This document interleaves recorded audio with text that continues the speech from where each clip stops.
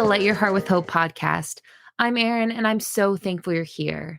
Before we head into season 4, I want to share 2 special episodes with you that are dedicated to my brother Hunter and his incredible life. If you're listening to this episode on its release day, it's August 7th, 2 days after Hunter's Heaven Day, a day that my family and I cherish, a day filled with a lot of tears, but also a lot of joy because of the incredible memories we have of Hunter and the everlasting impact he has had on our lives. Hunter's life is a legacy of love. Back in February, in honor of Hunter's birthday, Valentine's Day, my mom and I shared an episode all about Hunter, our favorite memories with him, and how he changed our lives. So today, in honor of Hunter's Heaven birthday, we want to share this special episode with you again. Also, I hope you will join us on Wednesday when we will be talking about grief, how it has impacted us, how it has played out in our stories, the hope of heaven, and the gift that can be found even in the midst of deep sorrow.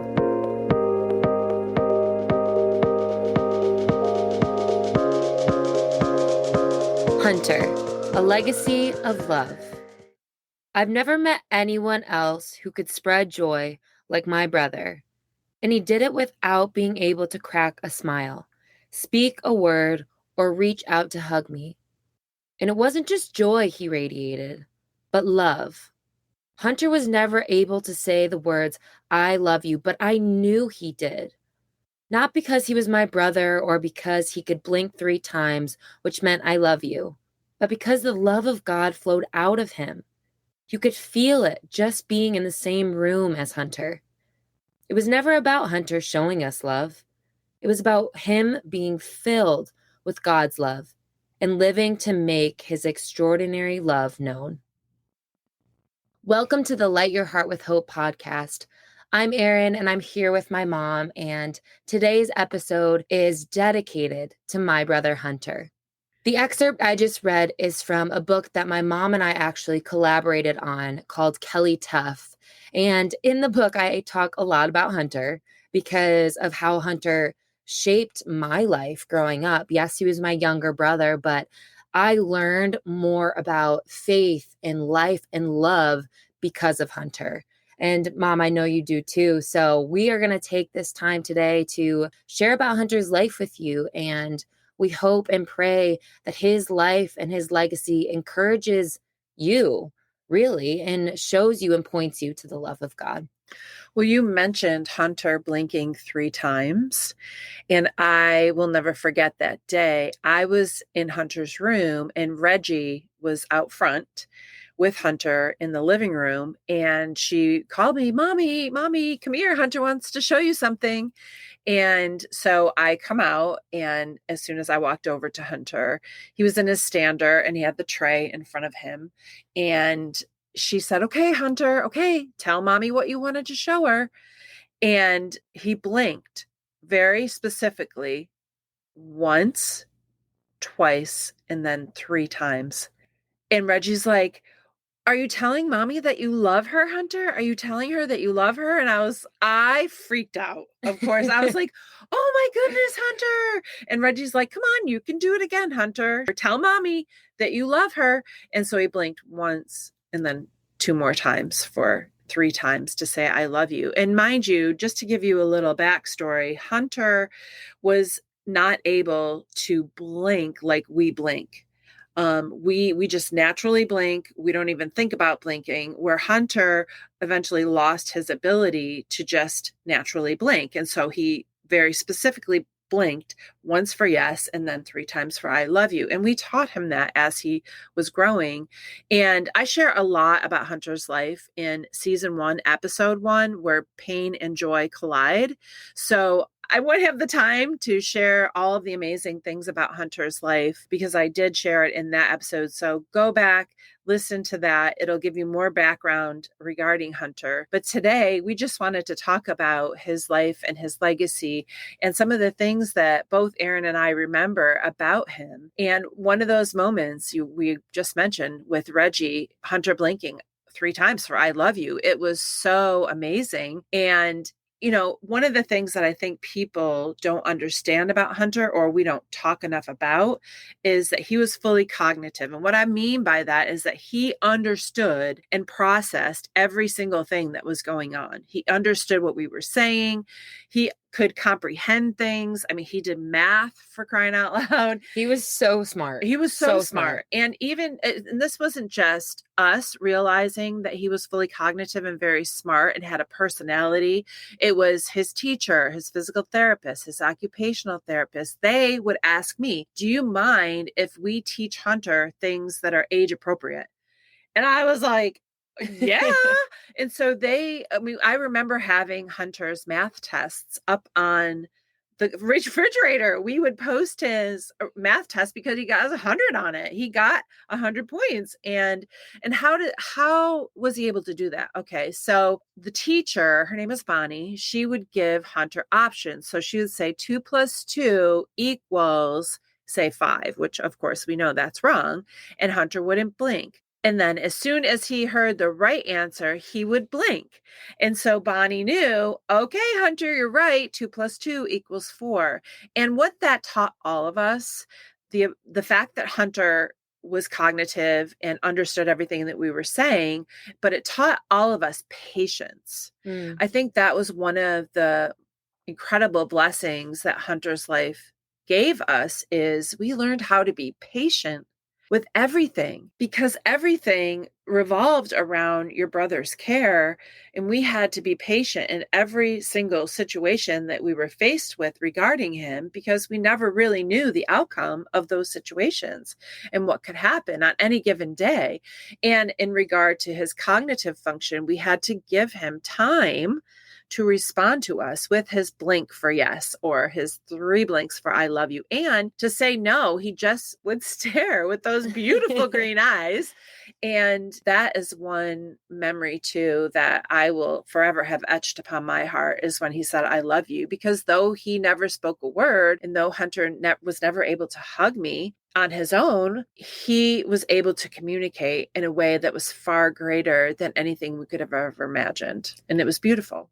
And you know what I'm just thinking about that is amazing is that I was so little when Hunter was born. I don't remember Hunter any differently. Right. And so I don't remember him being anything but who he was. And I never saw Hunter as having any sort of disability. He was completely able to me.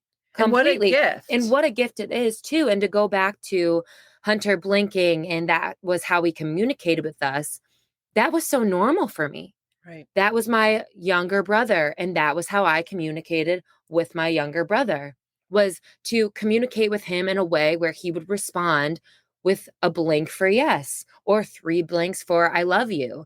And what a gift that is. And even when Cameron was born, my younger sister, and all of that, and how I was able to verbally communicate with her or verbally communicate with the rest of my family, I never thought anything differently about not being able to verbally communicate with Hunter, that he couldn't speak back to me, because in my mind, he was. Right. That is so profound. And that, again, is another gift that you and your sister both didn't even realize that something was wrong. You were so little. And then obviously Cameron was born after Hunter, and you both thought that Hunter was Hunter, and that's how he was going to be for the rest of his life. And that was more than okay.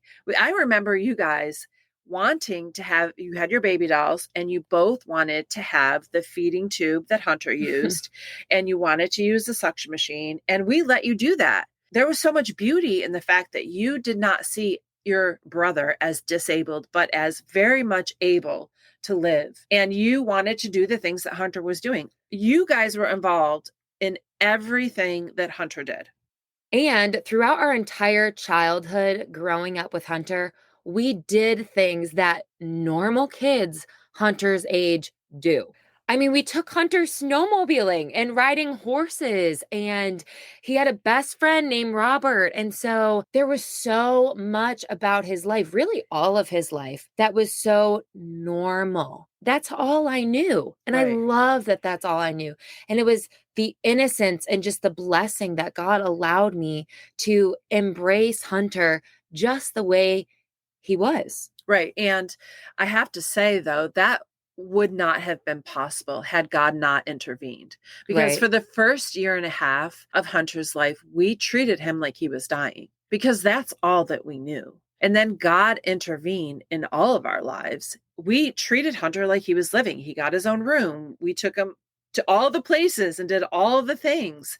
And another example of the fact that Hunter was living and the fact that God's love was being poured out through him is the relationship they'd had with his best friend, Robert. You mentioned that Hunter had a best friend. That is something that I will never forget as well.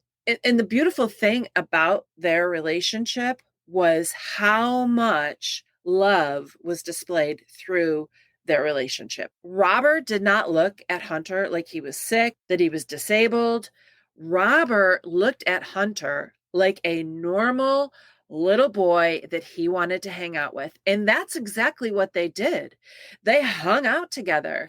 And I know your brother would get so excited. You guys got excited when Oh, Robert yeah. would come over. You guys would all play and do, well, I mean, unless it was boy things, when it came to the dinosaurs and building forts, the girls were not involved. They were playing with their dolls and whatever. But Robert and Hunter's relationship displayed the love of God, the unconditional love of God so perfectly for Mm. us. We saw a friendship grow as the boys grew. I remember Hunter was so tall. He was as he continued to grow, which was a miracle, by the way, because we were told that Hunter wouldn't live to see a second birthday. He lived to be 8.5, and Hunter was growing and he was getting big. And Robert, who is Hunter's physical therapist, Elizabeth's son, when he would come over, they would measure each other. They would both lay on the ground next to each other, and Elizabeth would measure them. And Hunter was always taller. And the amazing thing is, right now, Robert is, I think he's like 6'5". He's really And we tall. know. So that means that Hunter, if he were here, he would be so tall. But these boys, they did so much. They did Spider-Man, shooter things out of their hands. That was a messy day. I remember your sister got webs all over her. And they played dinosaurs. They played Rescue Heroes and watched Rescue Heroes. They did all of these fun boy things. And I also remember Robert would test out devices for Hunter, which was such an amazing thing. And what I mean by that is, so Hunter got it's a wheelchair, but we call it his kid cart. He would get a new kid cart and Robert would sit in it to try it out. And he put all, then we would know where it was too firm or where we needed to put more cushion. And Robert tried it out in our handicap accessible van. Robert tried out the vest that Hunter wore for his chest therapy. Hunter and Robert were such amazing friends. And Robert was all about doing whatever Hunter was doing. And how beautiful that is. And Robert never saw Hunter as having a disease. He saw him as a boy that he loved. So their love was an example of God's love for us. The beauty that was seen in Hunter's love and relationship with all of us, even the people that cared for him. Right. You just knew that Hunter loved them and they loved Hunter so much. Right. And that is something that is beyond our ability to fathom. Right. That's God's love pouring out of Hunter. And the truth is, I wouldn't know what true love looks like unless I had seen God's love flow out of Hunter. Because I grew up in this world where I saw this little boy that was my brother, and I loved him so much, and my best friend, and I knew he loved me. And he Right. didn't have to tell me he loved me for me to know that he did. And if we look in scripture, we don't audibly hear God's voice telling us that he loves us. But we look in scripture and he is very clear. God is very clear that he loves us and his unconditional, unwavering love for us.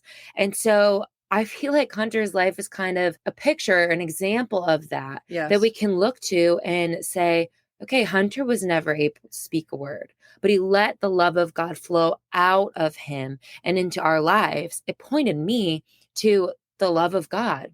Well, and I want that love to flow through me. Like Me Hunter too. allowed the love of God to flow through his life. I thought I knew what real love was, but I'll tell you what, I did not know what real love actually is until I was filled with the love of God through Christ. And it was through Hunter's life and through his suffering that God brought us to his love and his suffering and what that all means and how we can have the love of God flowing in and through our lives, because we can't know love unless we know God.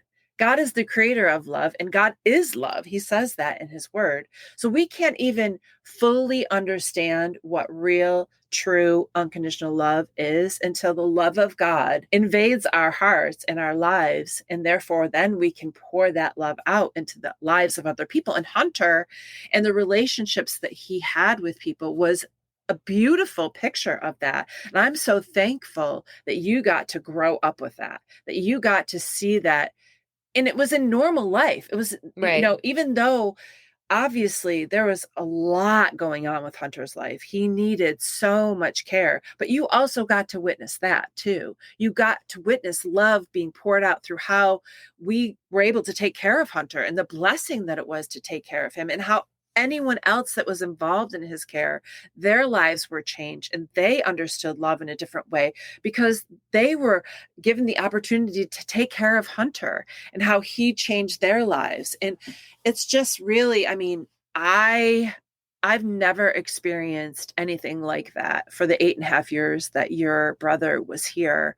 And I miss that. I miss God's presence through Hunter's presence. I miss how we experience the love of God through the way God loved us through Hunter's life, and how Hunter was such a beautiful witness to what real unconditional love is. And we learned so much through Hunter's life. We could never, ever, sum it all up in a simple episode. But what a blessing and a privilege it was to be his mom. And there's so many other fun things when I think about his life and how much of a stinker. And he had such a cute personality. And I remember some of the nurses were like, "Oh, I'm in the doghouse today. Hunter said I'm in the doghouse." And, just the fun things that we did, even in the midst of all that suffering, and how God's love overcame all of it. One thing I know to be true about suffering and love is that you cannot have love without suffering. You cannot have love without pain and hurt. Because if we didn't love deeply and unconditionally, then we wouldn't experience pain. And let me use Hunter as an example first. Yes, there was immense suffering, but there was so much love. And because we loved him so much, there was pain attached to that. Right. In the midst of his suffering. And when Hunter went to heaven when he was 8.5 years old, there was pain there, but it was because of how much we loved Hunter. Yes. And we can also look at the suffering of Christ. Right. God loved us so much that he sent his one and only son to suffer and die for us. And so there is no separating true, authentic, real love and pain. And although we think about pain and we don't want to experience pain or suffering or hurt or whatever it is, we can be reminded of the beauty that comes from that. And that is love.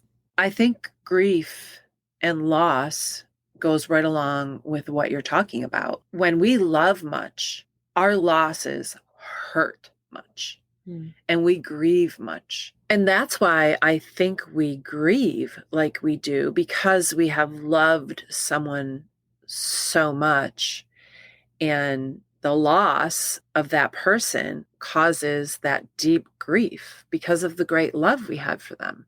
And I think it's impossible, like you said, to not experience suffering and loss apart from love. Like they do go hand in hand. And really, love is worth it. It's worth the suffering. It's worth the pain. It's worth the hurt and the grief. It's worth it.